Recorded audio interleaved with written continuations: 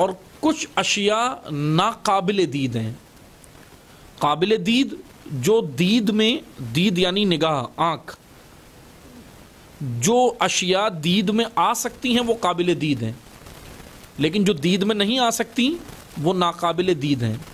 مثلا میں آپ کو مثال دیتا ہوں، ہم یہاں کمرے میں بیٹھے ہوئے ہیں، فرض کریں برابر میں دوسرا کمرہ ہو، ہم کسی ایک کمرے میں بیٹھے ہوں اور برابر میں دوسرا کمرہ ہو، لیکن دونوں کمروں کے بیچ میں ہے دیوار،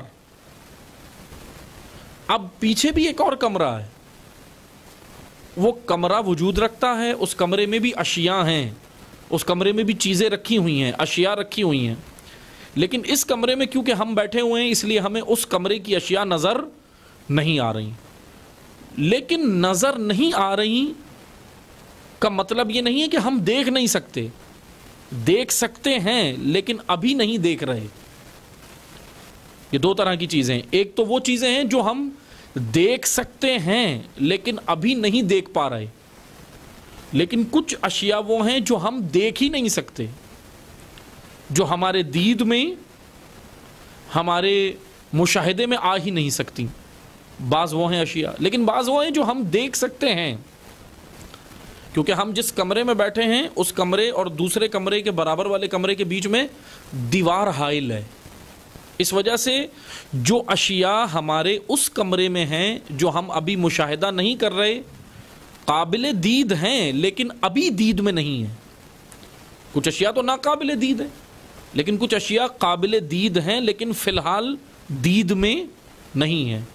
تو اسی لیے برابر والے کمرے میں جو اشیاء ہوں ہم ان کو بھی غیب کہیں گے، لیکن وہ ہے غیب نسبی، غیب مطلق نہیں ہے۔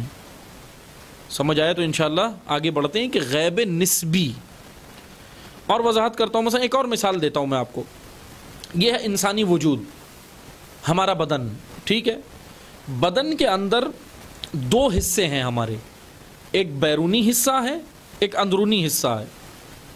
مثلا ہمارے اعضاء و جوارح، بدن کے اعضاء و جوارح، ہاتھ، پاؤں، ناک، کان، یہ سارے اعضاء، سینہ، پیٹ، یہ سارے اعضاء بدن ہیں، لیکن یہ بیرونی حصہ جو ابھی ہم باہر دیکھ رہے ہیں ایک دوسرے کے بدن کو، وہ بیرونی حصہ ہے۔ اندرونی حصہ کوئی بھی نہیں دیکھ رہا۔ پیٹ کے اندر، مثلا بدن کے اندر پسلیاں بھی ہیں، بدن کے اندر ہڈیاں بھی ہیں، بدن کے اندر گوشت بھی ہے، بدن کے اندر رگیں بھی ہیں، بدن کے اندر خون بھی ہے، بدن کے اندر دماغ بھی ہے، بدن کے اندر سب کچھ ہے۔ اس بدن انسانی میں، اس جسم انسانی میں سب کچھ ہے، لیکن وہ اندرونی حصہ ہے، اس کو ہم دیکھ نہیں رہے۔ لیکن کیا ہے نہیں؟ کیا دیکھ نہیں سکتے؟ دیکھ سکتے ہیں لیکن ابھی نہیں دیکھ رہے۔ مثلا جب آپ دیکھتے ہیں کہ ڈاکٹر حضرات جب سرجری کرتے ہیں، یا ڈاکٹر حضرات جو سرجن ہوتے ہیں کیا کرتے ہیں، جب پیٹ چاک کرتے ہیں، جب سینہ چاک کرتے ہیں، جب بدن کا کوئی بھی اعضاء، انسانی بدن کا کوئی بھی عضو جب وہ چاک کرتے ہیں تو پھر ان کو اندر کی چیزیں بدن کی نظر آتی ہیں۔ مثلا آپریشنز ہوتے ہیں نا، پیٹ کاٹتے ہیں، سینہ چاک کرتے ہیں، سینہ کاٹتے ہیں، اندر سے بہت ساری چیزیں نظر آتی ہیں، پھر وہ اندرونی چیزیں نظر آنا شروع ہوتی ہیں۔ اس کو کہتے ہیں غیب نسبی، یعنی قابل دید چیزیں ہیں لیکن ابھی دید میں نہیں ہیں۔ وہ اشیاء جو قابل دید ہوں لیکن موجودہ صورتحال میں دید میں نہ ہوں لیکن قابل دید بن سکتی ہیں یا قابل دید ہیں، ان کو غیب نسبی کہتے ہیں۔ لیکن وہ اشیاء جو دید میں ہی نہیں آ سکتی ان کو غیب مطلق کہتے ہیں۔ یہ دو طرح کے غیب ہیں، غیب نسبی اور غیب مطلق۔ اب آپ توجہ کریں، معرفت پروردگار عالم کے، کیونکہ یہاں پر ہم جو اس آیت میں ذکر کر رہے ہیں، یہاں پر انسان کا ذکر نہیں ہو رہا کہ انسان عالم غیب و شہادہ ہے، بلکہ خالق کا ذکر ہے۔ یہاں پر اللہ نے اس آیت میں خود اپنا ذکر کیا کہ عالم الغیب و شہادہ، کہ خدا عالم غیب و شہادت کا عالم ہے۔ اس لیے اب ہم نے اس طرح غیب بیان کرنا ہے کہ جس کے اندر شرک نہ ہو۔ مثلا ابھی یہاں تک تو بات کلیئر ہوئی کہ غیب نسبی اور غیب مطلق۔ غیب نسبی قابل دید ہے لیکن ابھی دید میں نہیں ہے، غیب مطلق جو دید میں ہی نہیں ہے، جو دید میں آ ہی نہیں سکتا، وہ غیب مطلق ہے۔ اب میں آپ کو مثال دیتا ہوں. اللہ تعالیٰ کی معرفت کے 3 مراحل جو عرفاء نے ذکر کیے ہیں وہ میں آپ کی خدمت میں بیان کرتا ہوں. وہ ہیں 3 مراحل، یعنی معرفت الہی یا توحید کو سمجھنے یا توحید کے ادراک کے 3 مراحل ہیں، یا علم کے 3 مراحل ہیں. ایک ہے مقام وحدیت، ایک ہے مقام احدیت، اور ایک ہے مقام غیب الغیوبی. یہ تینوں اصطلاحات ہیں جو عرفاء بیان کرتے ہیں. آپ نے توجہ سے سننے ہیں، دوبارہ سن لیں. مقام وحدیت، مقام احدیت اور مقام غیب الغیوبی. یہ 3 مقام انسان کو سمجھانے کے لیے ذکر کرتے ہیں عرفاء. مقام وحدیت یعنی وہ مقام توحید کے بارے میں، توحید کی معرفت میں وہ مقام کہ جہاں تک ہر عام انسان کی رسائی ہے. اب یہ الگ بات ہے کہ انسان خود جاتا نہیں ہے معرفت کی وادی میں، یہ ایک الگ بات ہے، لیکن وہاں تک رسائی ہے. مقام وحدیت کہ جہاں عام انسان معرفت کی وادی میں، توحید کی معرفت کی وادی میں جا سکتا ہے اور توحید کا ادراک کر سکتا ہے، اور وہ ہے مقام وحدیت. اگلا مقام ہے مقام احدیت. مقام احدیت تک عام انسان کی رسائی نہیں ہے.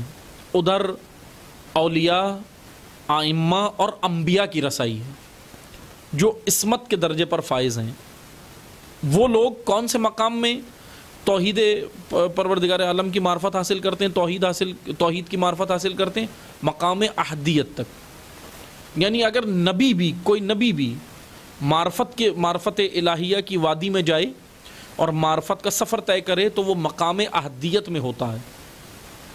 یہ 2 مراحل ہیں. لیکن ایک تیسرا مرحلہ ہے مقام غیب الغیوبی. یہاں تک کسی کی بھی رسائی نہیں ہے. کوئی مخلوق، عام انسان ہو، انبیاء ہو، ائمہ ہو، معصومین ہو، مقام غیب الغیوبی تک کسی کی بھی رسائی نہیں ہے. یہ 3 مقام عرفاء ذکر کرتے ہیں: مقام وحدیت، مقام احدیت، مقام غیب الغیوبی. یعنی 2 مقامات تو ایسے ہیں کہ جہاں پر مخلوق کی رسائی ہے. اب مخلوق ڈیوائیڈ ہو جاتی ہے 2 حصوں میں، ایک عام مخلوق ہے، عام انسان، اور ایک معصومین ہیں، عصمت کے درجے پر فائز اولیاء، ائمہ اور انبیاء. یہ حضرات ہیں، یہ افراد ہیں. یہ مقام احدیت میں داخل ہو جاتے ہیں، یہ مقام احدیت تک جاتے ہیں.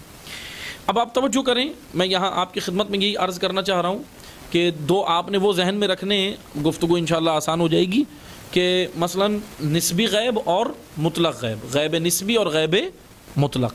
یعنی غیب نسبی اور غیب مطلق کی تعریف ہو چکی ہے. اب آپ آئیں ادھر مقام وحدیت، احدیت اور غیب الغیوبی. غیب الغیوبی تک کسی کی بھی رسائی نہیں ہے، وحدیت اور احدیت تک ہے. اب ہم جو یہ کہتے ہیں نا کہ مثلا کہ علم لدنی، تشیع کے یہاں ایک چیز، یا ائمہ امامیہ، تشیع امامیہ کے یہاں ایک چیز بیان ہوتی ہے معصومین کے بارے میں، اور وہ ہے علم لدنی، غیب کا علم جس کو کہا جاتا ہے. اب ہم نے اسی کو سمجھنا ہے وہ کون سا علم ہے جہاں تک معصومین کی رسائی ہے لیکن عام انسان کی رسائی نہیں ہے. وہ ہے علم لدنی یا غیب کا علم. اس کو سمجھنا ہے ہم نے. مقام وحدیت عام انسان کی رسائی، مقام احدیت انبیاء، اولیاء، ائمہ کی رسائی، مقام غیب الغیوبی کسی کی رسائی نہیں. یہ جو ہم کہتے ہیں نا کہ علم لدنی، عصمت کے درجے پر معصومین کا فائز ہونا، غیب کا علم ہونا، تو وہ جو علم لدنی ہے وہ بھی نسبی غیب ہے، غیب مطلق نہیں ہے. وہ بھی نسبی غیب ہے لیکن اس کے درجات ہیں، اس میں عام انسان کی رسائی نہیں ہے. جس طرح وحدیت میں عام انسان کی رسائی ہے لیکن مقام احدیت تک رسائی نہیں ہے، اسی طرح احدیت تک انبیاء، ائمہ اور معصومین کی رسائی ہے لیکن غیب الغیوبی تک رسائی ان کی نہیں ہے کیونکہ مخلوق ہیں. عزیزان محترم توجہ کریں، یہاں یہ بات ہم نے سمجھنی ہے کہ اللہ تعالیٰ نے ان کو جو غیب کا علم اگر دیا، الہی طور پر اللہ تعالیٰ نے جو ان کو دیا ہے، جو علم لدنی ہے، وہ نسبی غیب ہے. یعنی وہ مقام کہ جو قابل دید ہے، وہ علم جو مخلوق کے درجے کے مطابق ہے اور مخلوق وہاں تک پہنچتی ہے، وہ علم لدنی ہے. لیکن عام مخلوق کی وہاں تک رسائی نہیں ہے، فقط معصومین، ائمہ اور اولیاء یا انبیاء کی رسائی ہے، عام آدمی کی نہیں ہے۔ لیکن بعض لوگ یہاں پر آ کر بہت ہی مشکل مرحلہ ہے، کیونکہ یا تو یہ ایسی وادی ہے کہ یا تو یہاں پر آ کر بعض لوگ شرک کا شکار ہو جاتے ہیں، یا پھر ائمہ معصومین کی عصمت کا ہی انکار کر دیتے ہیں، افراط و تفرید کا شکار ہوتے ہیں۔ اس لیے ہم نے یہ سمجھنا ہے یہ تین مقامات ہیں، وحدیت، احدیت، غیب الغیوبی، نسبی غیب، غیب مطلق۔ معصومین کی رسائی احدیت تک ہے، انبیاء کی رسائی احدیت تک ہے، اور یہ جو علم لدنی ہے یہ مقام احدیت میں ہے، یعنی غیب نسبی۔ غیب مطلق کا علم فقط اللہ کے علاوہ کسی کو بھی نہیں ہے، غیب مطلق تک رسائی کسی کی بھی نہیں ہے۔ معصومین کو جو غیب کا علم بھی عطا ہوا وہ غیب نسبی ہے، غیب مطلق نہیں ہے۔